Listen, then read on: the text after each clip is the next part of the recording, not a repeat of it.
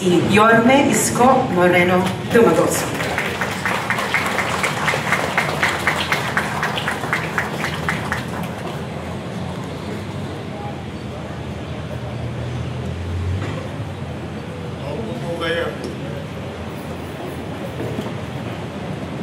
Si Gat Andres, 1880s, paikot-ikot yun dyan sa Binondo.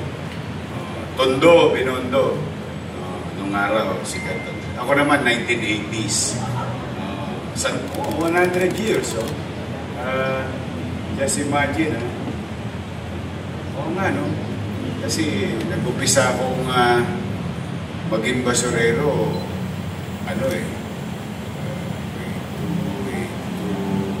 86, 87. Nag-upisa ako maghanap buhay. Diyan sa MD Santos, Carmen Planas, Tabora, Ilaya, Santo Cristo, Juan Luna. Nadibdiban pa ako ng pulisya sa kanto ng Juan Luna at saka Recto. Kasi ang pila namin Juan Luna atras. No, kasi after ko maging basurero, promote ko yung sarili mo. Pwede mo naman promote yung sarili mo. Ginawa ko yung sarili ko sidecar boy. Kaya maswerte itong mga tok-tok, e-trike, sa kuliglig. Sila, ang gamit na nila motor. Kami, ang gamit namin nun, paa. Paa steering. Diyan sa kanto ng Juan Luna, Recto, may pila dyan ng sidecar. Ang biyahe namin, Juan Luna, Lacandula. 3 piso isang ulo, kahit anong size. Small, medium, large, and extra large, 3 pesos per head. Yan. Tapos may sakayan din dyan ng tinatawag na Juan Luna atras. Yung jeep, no? Halos sa buong buhay ko, dito lang talaga. Kaya pero nung araw, kami, kahit pinipilit namin maghanap buhay, ay sumusunod kami sa alituntunin ng batas trapiko. Pag sinabing bawal sa Recto, o bawal sa Recto, kaya nasunod naman kami. Kaya lang pamisan-misan, hindi naman kami masyadong perpekto. Pag nakakakita kami ng pasahero na bumili ng daing doon sa kanto ng Juan Luna, Binondo side, o sa lagpas ng KP Tower, ayun. Paglagpas nun, may dalang lambat, linoleum, yan yung mga paninda dyan sa bandang kaliwa, if you're facing Binondo, no? Siyempre, hirap na hirap yung namimili, no? Pag nadali mo kasi yun, boundary ka na. Kasi ang kontrata 40, 50. Kaya lamang dadaanan mo yung dati naming pulis na naging kagawad sa District 2 at sumalangit nawa ang kaluluwa. Hindi po si Alfredo Lima, si Police Lim, kung tawagin namin, nakita ako. Sabay, ikaw ang kulit-kulit mo. Ayun. Pero it's my fault. Kasi ako hindi sumunod sa alituntunin. But those were the days. As you can see, marami ang nasa Tondo. Madalas sa amin ginagamit ay abilidad. Katulad ni Andres Bonifacio, di lang talino ang ginamit niya. Ginamit niya ang kanyang abilidad, ginamit niya ang entablado. Mas kilala nung araw, teatro.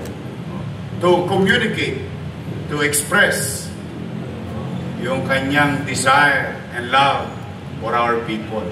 At dahil doon, naging tuntungan niya yun upang siya'y makilala at unti-unti naparami niya ang mga kababayan nating Pilipino noon na labanan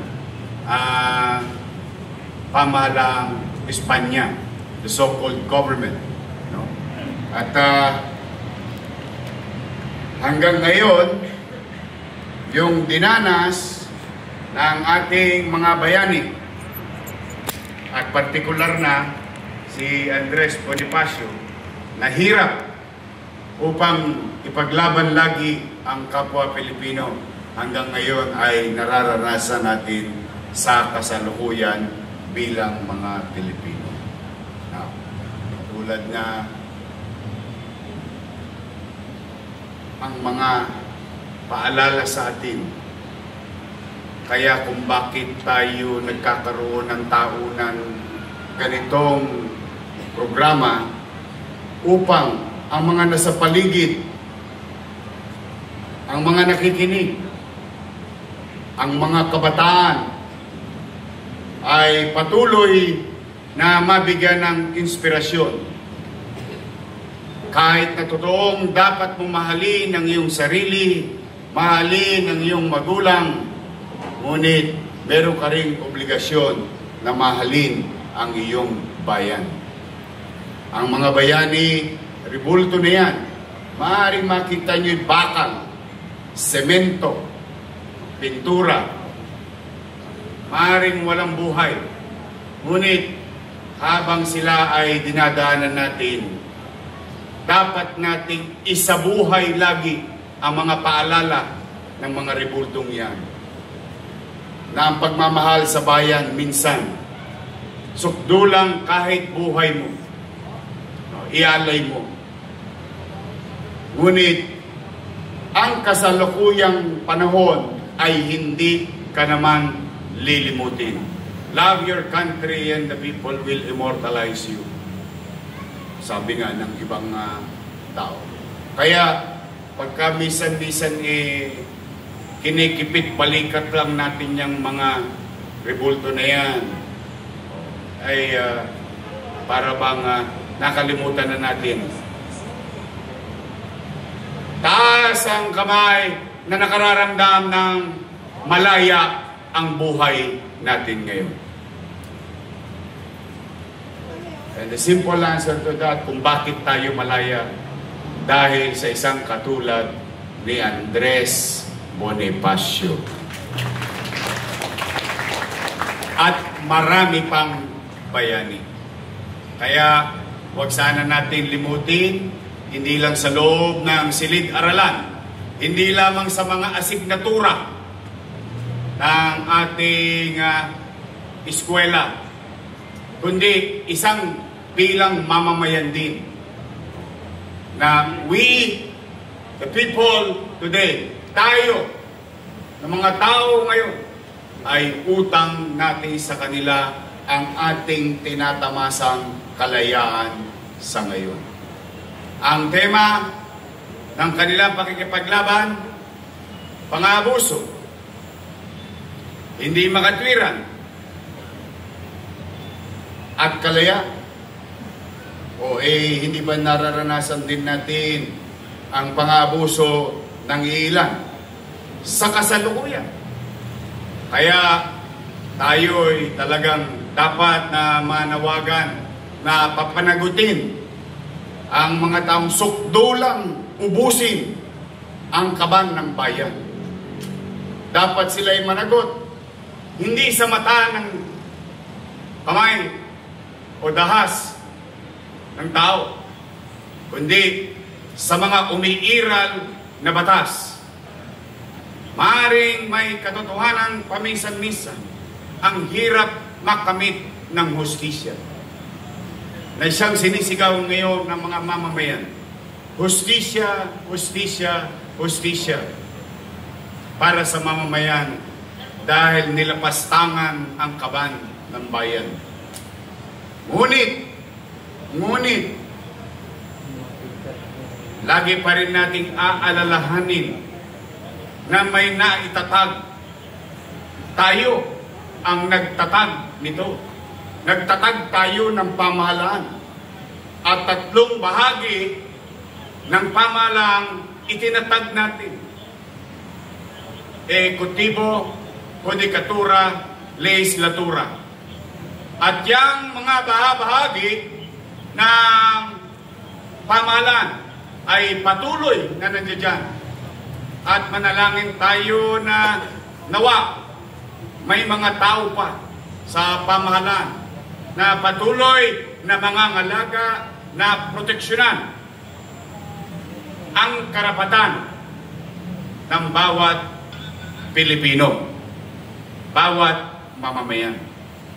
At tuluyan mapagpasyang sila'y papanagutin ang mga talipandas na individual.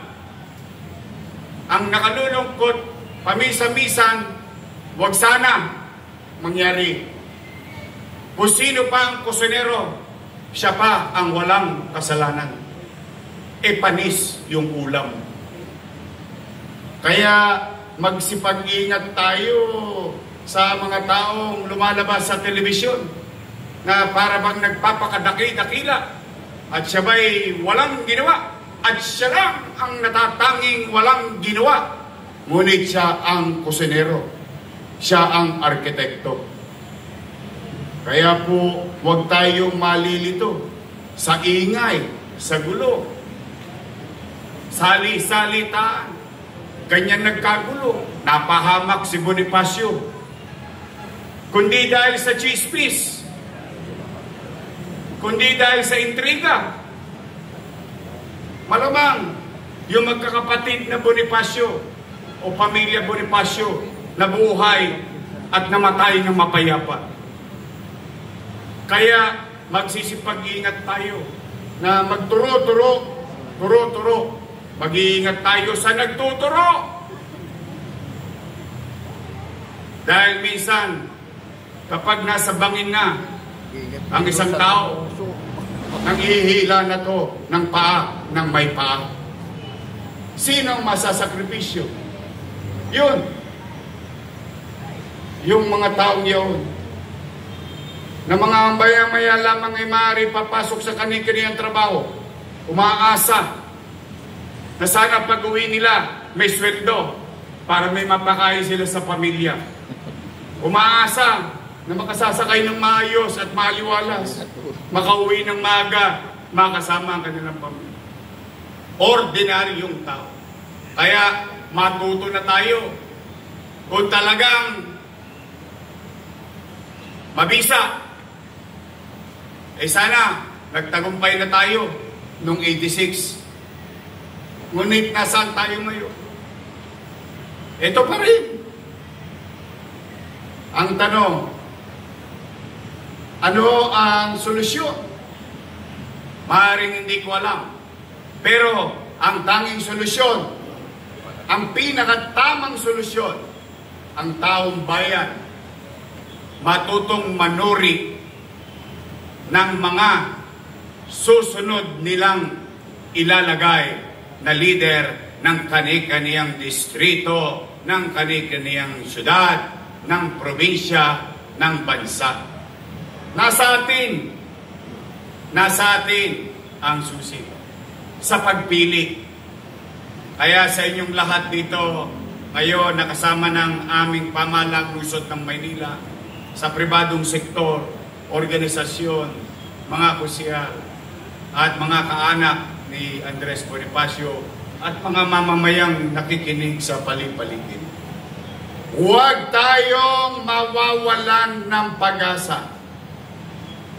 Malungkot ang ating sitwasyon bilang bansa. Sa kinakaharap na insidente sa mga nagdaang buwan. Ngunit, alam ninyo, sabi nga sa salitang English, after the rain, there is a rainbow.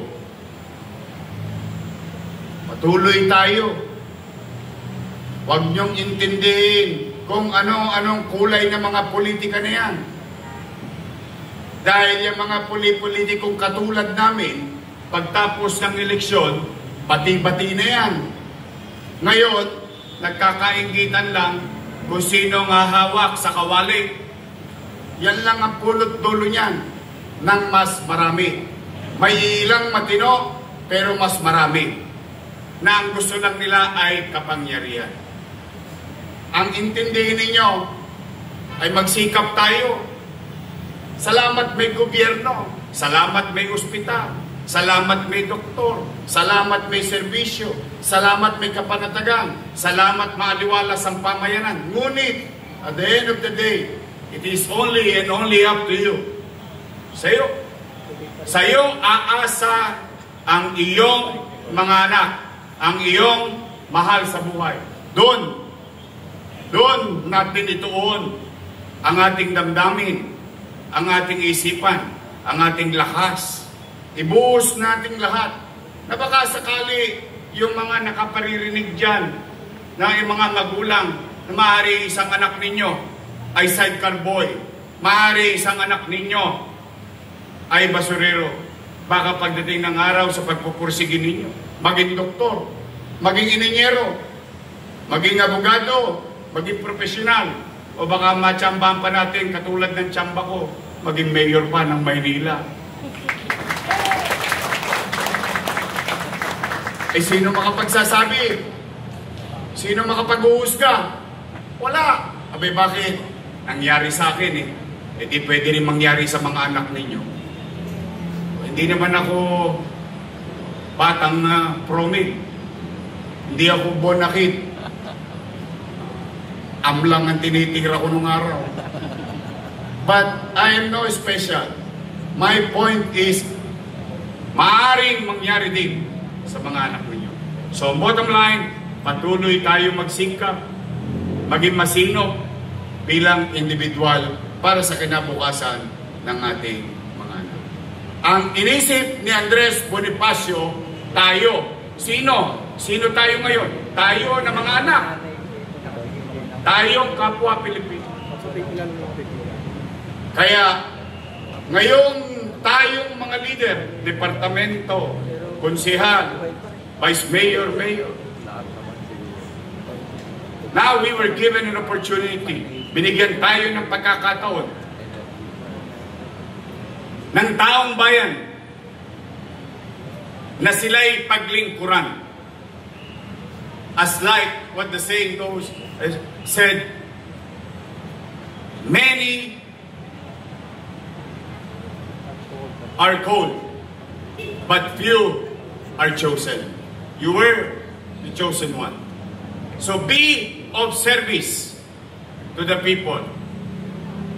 And with heart and mind na buong buo, walang paling, diretso. Kung bakit tayo nandito dahil sa mga yan.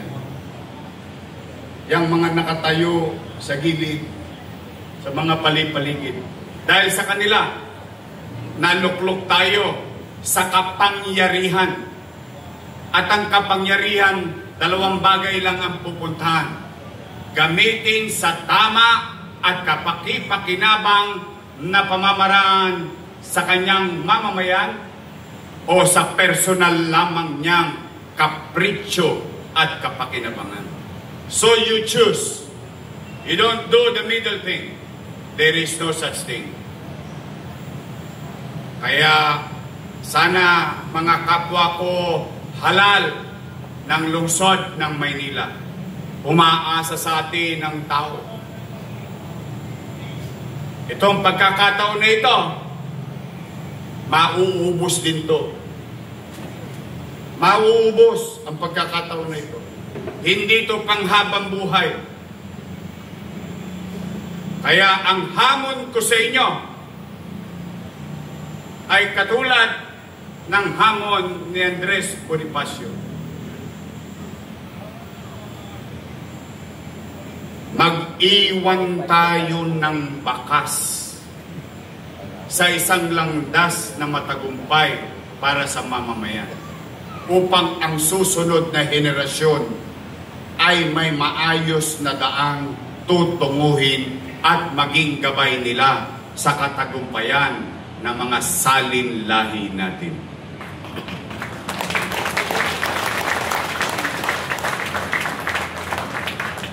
Kaya po muli sa aming mga kasama na naparito sa Tutuban, now you understand. Now, at least, you understand at the very least, bakit ayaw kong magulo ang rekto bukod sa kapakinabangan ng tao. So that the people, the next generation, will see, makita si Andres Bonifacio at tapang at tao. Aputol. Aputol. Totoo naman. And that we will be reminded on every single day of our life. Love your country. Love your people.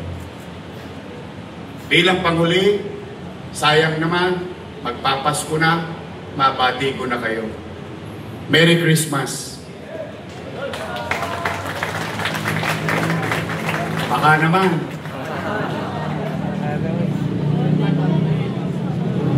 At ang Pasko ay dalawa ang binilin sa atin ng ating mga magulang at ninuno. Ang diwa ng Pasko ay dalawa. Laging dalawa, naririnig ko. Pamisa-misan, may sobra ng konti. Pero madalas na mabanggit ng mga magulang natin. Pagbibigayan at pagmamahalan. Ewan ko kung yun ang sinabi ng nanay ninyo. Basta ko yun ang sinabi ng nanay ko. Iba na ba? O, pareho-pareho. O, pagbibigayan. Pagbibigayan. O, ikaw may nasusobra kang kaunti, wala namang masama. No? Hindi naman yan, persado. Pero hindi yun ang mahalaga sa diwa ng Pasko. Isa lang yun. Pero para sa akin, lalo ngayong kasalukuyan ng sitwasyon natin, ay kailangan ang maging diwa talaga ng Pasko sa bawat pamilyang Manileño at Pilipino ay pagmamahalan. Why we should hate each other because of them? Bakit tayo mag-aaway-away? Pag sa kusina, sila lang ang kumakain. Ngayon, hindi nagkaayos-ayos sa parte-parte. Ginugulo buhay natin. Noong tumichicha kayo, minamantikaan ninyo ang inyong mga labi, tuwan-tuwa kayo. Ngayon, hinihikayat tayo. Magmasid po kayo, ha? Mag-isip po tayo may hinihikayat tayo. Ika'y mapula, ika'y maputi, ika'y madilaw. O ano ba yung pink? Ano bang color yung sa Tagalog? Pink na one. Mapusyaw. Ano ba yun? Basta pink. Blue. White. Oh. Hindi, imagine ninyo. Ayun, green daw. O kita ninyo, nabanggit ko lang. Green daw, green. Talagang may galit eh. Hindi o. Ay ako without politics. Setting aside politics. Pansinin ninyo. Yun ang hihikayat sa inyo. Pansinin ninyo. May kulay. Ang tanong ko, nung madilim ang buhay nyo, kumulay ba nung dumating sila? And yet, araw-araw na ginawa, magpapasko na. Sabi, ikay dito, ikay dito, ikay dito, ikay dito. Pagdating sa bahay, magpamilya, magkaiba-iba. Pagdating sa labas ng bahay, ang magkakapit-bahay, magkakaiba. Tingnan ninyo, darating ang oras, magkakatabihan sa camera. Kayo, pagkakaaway pa rin. See? This is about time for us to be matured enough na unawain natin ano ang intensyon ng mga ito. Kaya, siguro ang pinakamabisang gamot sa ngayon, at ako'y naniniwala na mahatulan ng mga talipandas na yan. Pero sa ngayon, Pilipino tayo. Bakit tayo kailangan mag-away-away? Bakit tayo kailangan magkahiwa-hiwalay? For what? For whom? for our country, maghiwa-hiwalay tayo. Hindi po totoo yun. Nangyari na nga yun dati. O, ilang revolusyon na ba tayo? Nagbago ba? May nagbago ba? Eh, kaya nga tayo sa ganito sitwasyon. Dahil hindi naman binago yung sistema eh. Binago lang yung nakaupo. Bakit? Kami naman, ang sabi nga. Kaya po, mga nanay ko, mga tatay ko, mga batang Maynila, ang diwa ng Pasko ay umiral sa ating puso. Ngayon, ano? Kapwa-tawad. Bahala na Diyos sa'yo. Hala si Mami Z. Uusigin ka rin pagdating ng araw. Mauna ka na sana. Pero for the meantime, we as Filipinos, not only Manileños, as Filipino, we should not inculcate hate among each other, among families. Ngayon nyo, isa puso, yung diwa ng Pasko na itinuro sa atin ng ating mga ninuno, ng ating mga magulang. Ang Pasko ay pagmamahalan. Sana araw-araw Pasko. Maraming salamat, Ninong. Maraming salamat, Ninang. Huwag niyong kalimutan ang pamasko namin. So muli, I hope you get the message. We will not participate in uncertainty of this city. I have 2 million mouths to feed, protect, and guide. We have an old city to build for the next generation. We have an environment to address for our children. That is my obligation to this city. That is my sworn statement to the people of Manila. I owe it to them. I don't owe it to anybody. Taong bayan ang naglagay sa akin dito, hindi politiko. Kaya sa inyo lahat, mag-iingat kayo. Nawa, maging masagana ang bagong taon sa bawat mundo, sa buong mundo at bawat bansa, sa buong bansa at lalo na sa buong Maynila. Magandang araw po. Happy birthday! Andres Bonifacio. Pwede ba? Kahit wala na siya, baka marinig niya tayo. Pwede bang tumayo kayo lahat? Kayo rin dyan. Pwede ba samahan ninyo ako? Oh. Kantaan natin. Sabay-sabay. Music!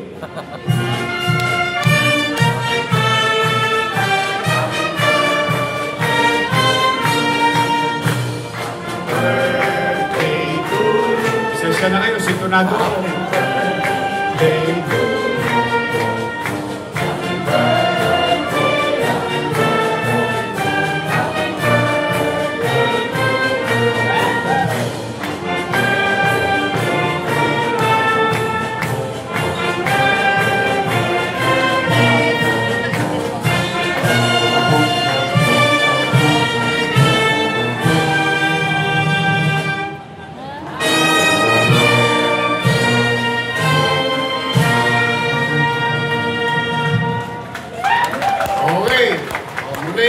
Maraming salamat at mag-iingat kayo. Pagpalain nawa kayo ng Huwag May Kapal. Manila! God first. Thank you. Maraming salamat po, Yorme Isko Moreno Dumagoso, sa inyo po.